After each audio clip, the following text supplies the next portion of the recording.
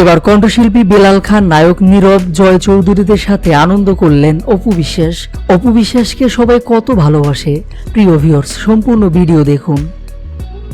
হঠাৎ করে অপু বিশ্বাসের সাথে আড্ডা দিতে এলেন জনপ্রিয় কণ্ঠশিল্পী বেলাল খান, নায়ক নীরব, জয় চৌধুরী সহ আরো অনেকে। ভাইরাল সবগুলো ভিডিওতে দেখা যাচ্ছে রেস্টুরেন্টে সবাই মিলে আড্ডা দিচ্ছেন। সেখানে সবার সাথে বেশ ফুরফুরে মেজাজে রয়েছেন অপু বিশ্বাস।